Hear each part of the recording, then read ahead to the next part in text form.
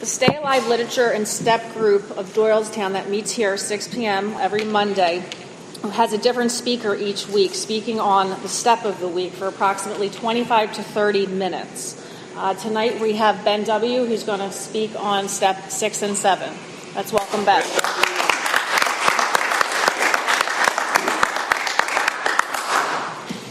I'll take this off just while I speak so you can hear me. Thanks for the introduction, and thanks for everybody that read, and thanks, Ron, for asking me to come out and speak. Is there anybody that's pretty new to sobriety in here tonight? Yeah, I just want to kind of get a lay of the land before I talk about some of this stuff. Anybody that's maybe heard of the steps or been through some of the steps but maybe hasn't quite started on them yet? So everybody has kind of a knowledge of what they are and some experience with them. Okay, good. Then I'll speak from there. Because I don't want to have to go all the way back from the beginning in a short period of time and talk about every step. But and the other thing is, too, that I only have my experience with this step work. And so I'm not going to try to tell you exactly how to do anything as far as these steps are concerned. But I have had an experience with this step work, and it radically changed my life.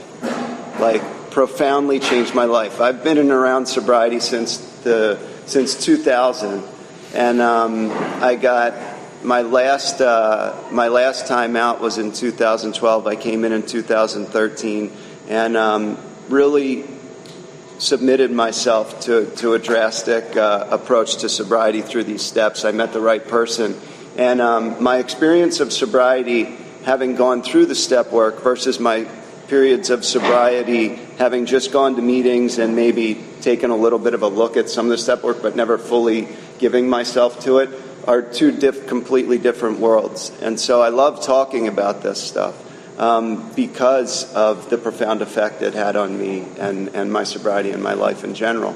So the way the step work is laid out in the first couple steps in the beginning of the book, they explain what alcoholism is, that we're powerless physically, we're different from other people, we process alcohol differently, we learn about that.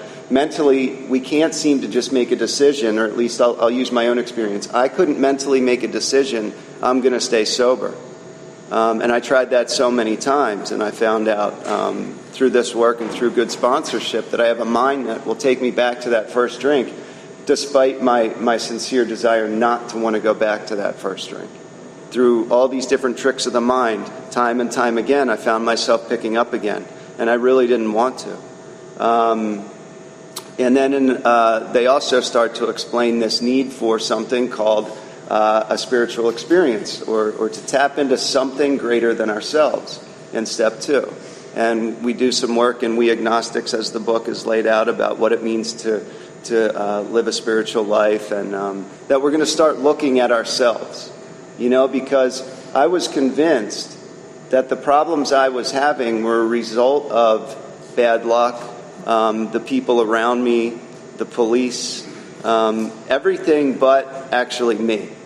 I kind of knew I was living a pretty dishonest and shady life, but I really believed it was because of the things out here that were forcing me to live this way, and inevitably drinking, and I felt bad for myself, and I had all kinds of stories of self-pity, and nobody had it so bad, and if you lived my life, then you'd drink too, and all these other things. In step 3, I make a decision that I'm going to try to go through these steps to the best of my ability, despite whether I believe or don't believe in God, which I really didn't at the time, but I did believe that if I didn't have some kind of a new experience, I was going to end up either committing suicide because of alcoholism or drinking because of alcoholism. And alcoholism being the state I find myself once I get cleaned out and I come out of rehab, or I just put the last drink down. And I'm so uncomfortable in my own skin, life seems impossible. And I end up drinking from that state, And then in the 4th step, they start to take a look at, let's look at how your selfishness and self-centeredness has shown up in life. So we're really going to turn this kind of viewfinder around, instead of looking out there, and look in here and see, what have I done? How am I controlled and dominated by resentment, by selfish acts, by self-seeking, and by fear, and the way it's laid out also and how have I been selfish and dishonest and self-seeking in relationships. And so if you do those three inventories as they're laid out in this book, you're really going to start to see yourself from a new perspective, let's say, a deeper perspective. That was my experience. I started to see how all these areas really dominated my life. And I had been to years, probably 10 years of therapy on and off. And they would tell me like, oh, Ben, you've got depression, you've got, social anxiety, you've got, all kinds of different diagnoses, manic depression, and I'd get on medications and all this stuff. And I knew that they were describing a feeling that I had, but it wasn't quite accurate. And the first time I went through an inventory and looked at this stuff that was really deep inside of me, I knew that this is exactly what I suffered from. And I knew something else, that there was nothing I could do to change myself. You know what I mean?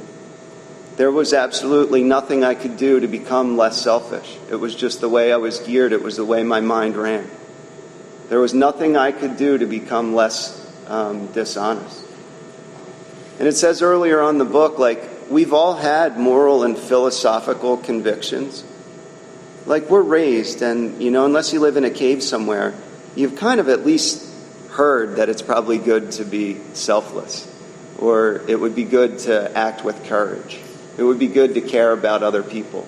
It would be a good thing to be honest and live a principled life. But I couldn't live up to that. Maybe when I was like younger a little bit, but for the most part I couldn't live up to that, and it was killing me because I knew it. It was like there was something wrong with me, like I must just be a real piece of crap. Because I know what it means to live a good life, and I see other people doing it, and I kind of want to do it, but I can't. So then I'm like, oh, those people are losers. Anybody that lives a principled life, like, that's lame. I'm going to get over on them. I'm gonna kind of live this shady life over here, and that was the only way that I really knew how to live, especially in the depths of my addiction. And the fourth step really shined a light on all these things, to the extent that it was a really humbling experience to go in that deep in a fourth step and see just how selfish I had been, even sober and dishonest. It's kind of one thing to know it, right, on some level, but to write it out and see it on paper at depth is a painful and humbling experience. And like they say, the truth is like, oh my God. My experience was like, oh my God, it was me. It's me. I had so many stories, especially like one in particular. I had this resentment against my father, like I hated him. And after looking in depth about how selfish I was and how I never told this guy the truth, from the time I was 13 till I was 37, when I went through the steps and did my first real thorough inventory, I had never told this man. I mean, I could probably count on both hands how many times I told him the truth. And I was waiting for him to say, like, I love you, I accept you, all these things. I never did anything but cause this guy horrific amounts of pain and torment. I stole from him, I tried to fight him, I did all kinds of crazy things in the home, you name it, and I did it to this guy. And it was really humbling to turn around and see that, like, how could, and he still cared for me, and he still let me in the house. It just changed that story completely. And that was just one resentment. And it started to knock down this fence that I had built up, and these stories I had built up. And it was like, oh my God, like, what do I really know about any of this stuff, about anything? What do I really know about life? And so step 6, after you do a 5th step and you read these things to another person, which is another very humbling experience, because it's not good enough for me to just sit at home and look at my inventory and kind of see it, because I'll lie to myself about myself. And I'll actually start to blame them more in a solitary self-appraisal and confirm the stories that I had. So I have to share it with somebody else, especially another alcoholic that's been through this process, and they can point out the things in me that have been blocking me. So the inventory is not really designed to be like a therapeutic process. It's really an inventory like you would do in a business, and see the things that aren't working for me anymore. To see the things that are coming up in me that are blocking me from having a different experience, a deeper experience of who I am, who you are, what life is all about, and really blocking me from this thing they call a higher power. They use the word God, and for me, I don't really know what that word means. I just know that I tapped into something inside of me that is much deeper than the stories I had going in my mind about myself, about you, and about life. And step 6, and I'll just read it out of the book, says that if you can answer to our satisfaction, then we look at step 6. We have emphasized willingness as being indispensable. Are we now ready to let God remove from us all the things which we have admitted are objectionable? So those are all the things that I've seen in my 4th step, and that I've read to my sponsor in my 5th step. All my dishonesty, all of my fears, and for me there was a lot of them. All of my resentments, all of my selfish acts, all of my self-seeking, all of my pride, all of my wanting people to like me. That was a big one for me. I wanted people to like me so bad that I just acted. I put on a face. So these things, can we admit they're objectionable? And can he now take them all, every one? If we still cling to something we'll not let go, we ask God to help us be willing. So that's just step 6. We see these things. And am I really willing to let go of the story I had about my dad or whoever it is? Am I really willing to let go of dishonesty? I don't know how to live an honest life. I hadn't done it in so long. Like, how am I going to get by being honest? Like, I don't even know what that looks like. Am I willing to let that go? Resentment, fear, different stories, selfish acts. Am I really willing to let these things go and live a new life? Who would I be without these things? Because you're taking an identity from me and saying you can't have this anymore. And it's kind of an unknown. What will I be without that? And that's a question a lot of guys suffer with. Like, what will I be? It's like the hole in the donut. Like, if that stuff's not there, like what's left? And that's the unknowable. But I have to live a new way of life. So I have to become willing to believe that there's something out there that can happen. And that's basically step 6. And that will go on for the rest of your sobriety, because what happens for me is, in the initial run through the steps, I saw the basic selfishness, the basic dishonesty, the basic lies, the basic fears, the initial layer of self. And as I started to go out and take action and make amends, and pray and meditate, start to sponsor guys and start to live this way of life, a lot of that got cleared out. And initially, I had so much peace. And I rode that out, for like a while. And then life started to reflect things in me that were a little bit deeper. Deeper pain. Deeper anger. Rage. Tremendous fear. Extreme depression. In sobriety, I'm doing these things and these are coming up. Get into my first relationship 3 years into the steps, I thought I was like, on such solid footing. A whole nother set of issues came to the surface. Codependency. And these things. And I had to revisit step 6. Because I would pray, like, please remove this. And then, continue to do the same things. Please remove this and continue to do the same things. And I remember my sponsor saying, particularly when I was really resentful at some people at work and this girl I was dating at the same time. And I was like, I'm praying, I'm helping other alcoholics. I'm praying, I'm meditating, I'm doing this, I'm doing that. And she said, let's go back to step 6. Are you willing to let go of this resentment? Of these resentments. And that was the key. I was like, no. I'm too angry. I'm too hurt. I don't want to let it go. And she said, well, do you believe that you can live with these resentments and not drink again? And I was like, no. And so she said, revisit step 6. And so I started a prayer of help me be willing to let go. And I'll tell you what happened. The shit got a lot worse. Until I was like, all right. Like, I'm willing to let go. And that's been my process since then. I don't know what I'm still kind of running on. Life will show me. It's painful. It grinds me to a halt. I become willing, and then it seems to get removed, and that seems to be my process. But then in step 7 here, so we'll go back to my first time through the steps, we have a prayer that says, my Creator, I'm now willing that you should have all of me, the good and the bad. I pray that you now remove from me every single defect of character which stands in the way of my usefulness to you and my fellows. Grant me strength as I go out from here to do your bidding. So the strength comes and the power we tap into and the removal of these defects. Step 7 is just an acknowledgement. And it's sort of like the 3rd step prayer, which is basically, God, you can have my life entirely. But you're going to have to remove these things that are blocking me from actually living the kind of life that is of service to other people.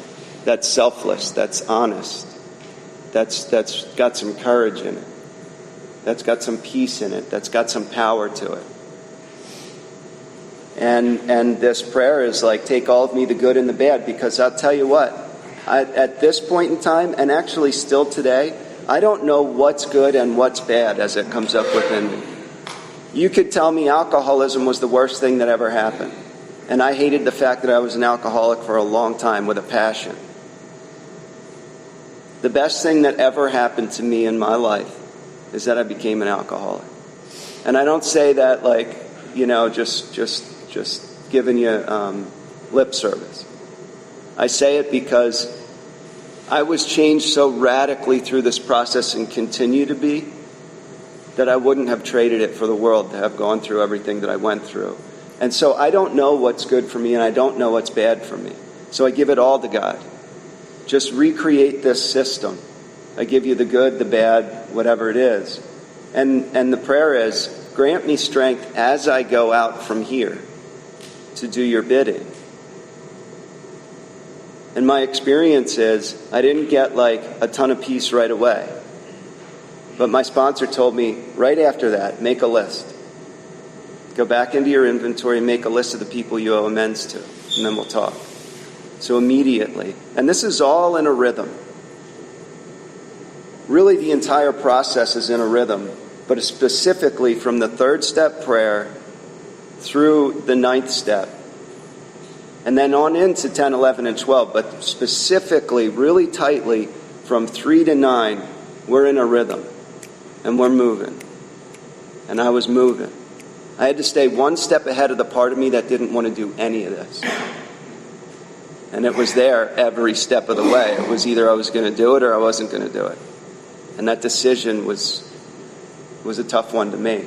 So I had to keep my feet moving one step ahead of my mind, one step ahead of my mind. And I got into this kind of dance with the steps. My sponsor told me to do it. Before I could think, I would just start acting. And so as I went out from here to do the bidding of something I didn't know if I understood or believed, change started to happen as I then got the list, brought it to my sponsor. He circled 3 amends. I want you to do these this week. Don't call me until you've at least approached these people. And he gave me some direction. And I started moving. And I started making amends. Really scary amends. I had done a lot of, I'm sure we all have. I only know my own story. I did some really grimy stuff to people that were really close to me and some people that weren't that close to me. And I knew who they were, and I just went out. And I was so scared. I remember one amends I had to make to, not to get into the amends process, but what happened was like there were people that I had harmed that really badly that lived close to me. I robbed them and then helped them look. I helped them and the police look for the people that did it, you know. And years later, I had to go back, knock on their door, and tell them what happened. I remember like I was shaking. Everything in me was shaking. And I was praying, God, help me through this. Help me through this. I was never, ever, ever going to make that amends. So I'm making this amends over here and a bunch of amends over here that seemingly have nothing to do with alcoholism, drinking, the way I feel, anything. I figured it's just like this is what you have to do. It's penance, you know. And as I made those amends over here, these defects that I discovered in my fourth and fifth step started to get removed. And I was praying and I was meditating at the same time.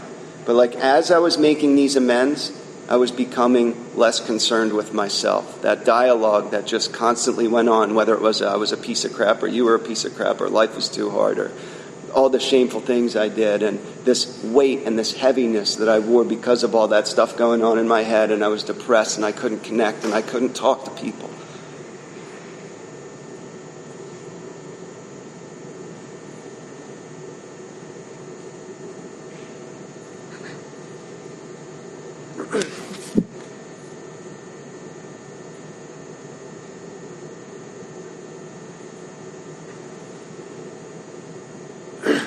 I just became resigned to the fact that that's how I was wired, and I had tried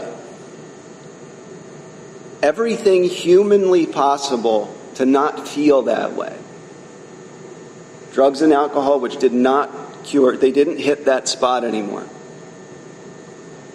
Therapy, religion, relationships, you name it, like moving.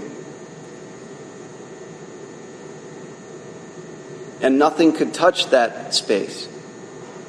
So when I went through this fourth and fifth step and saw these things in step 6 and became willing to have them removed, and then went out and said this prayer and went out and made amends, and I started to get a chink and some light coming into that place that was so dark for decades.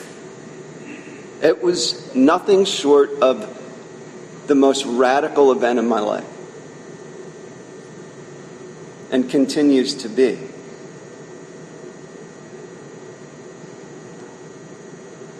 And to sit here and to be able to talk to you about this process and feel, as I'm talking, that space that opened up 7 years ago as I went through this process and continues to open up and close and open up and close it, but open up.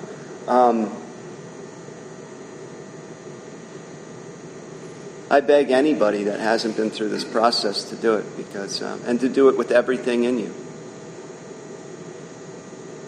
And then as I went out and started sponsoring people and started carrying this message and going into jails and rehabs and just really saying, like, use me, that space started to open up more and more, and those defects started to become removed at greater depth. And it's like the craziest thing. To take some action over here seems to have nothing to do with life over here. And I connect to something that I have no idea, God, higher power, and it's happening in here. It's just like the craziest thing. You know, it's the craziest process, and just if you haven't done it yet, get into it. Give it everything you got. Let go of your life and have a new life. It's going to be better than the one you've been living if you're an alcoholic and addict of the hopeless variety. So thanks for letting me share on step 6 and 7.